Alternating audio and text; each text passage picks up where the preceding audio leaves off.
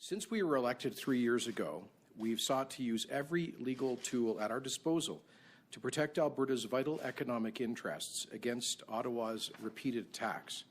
We built successful coalitions with our provincial allies to make a united front with Ottawa on many issues, to demand common sense policies like national resource corridors, to oppose increases in the federal carbon tax during record inflation, and importantly, to stand firm against Justin Trudeau's No More Pipelines Law, Bill C-69, which was struck down by the Alberta Appeal Court and which all 10 provinces have now intervened to support provincial jurisdiction under the Constitution in the appeal pending before the Supreme Court of Canada. But this is an ongoing battle, and the time has come once again for Alberta to exercise our authority within Confederation to stand up and defend our interests from the Trudeau government.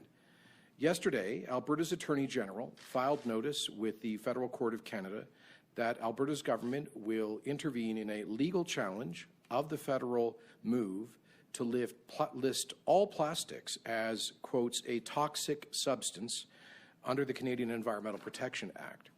It's clear to Alberta that the federal government's actions are unconstitutional infringement on our provincial jurisdiction under the Constitution.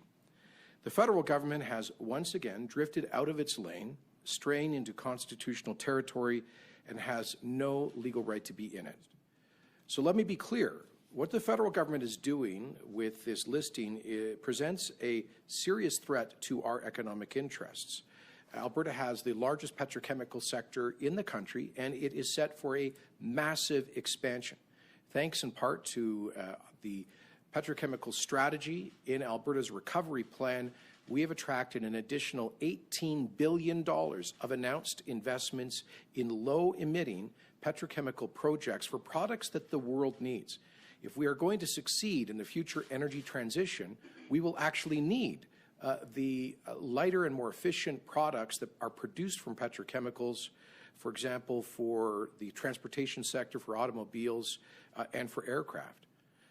Labeling plastics toxic substances is already having a negative impact on Alberta's responsible and growing petchem industry by creating uncertainty for those investors. An analysis by the Ministry of Jobs, Economy and Innovation estimated that potentially over $30 billion is at risk. The federal government has ignored all opposing evidence as well as the innovation that we are seeing in the industry, including the development led by provinces and the industry of a circular economy for plastics where they are recycled and where they re-enter the market. By making unilateral decisions to label plastic items as toxic, the federal government has demonstrated that it's not interested in an evidence-based approach to the subject, like so many others that relate to Alberta's economic interests.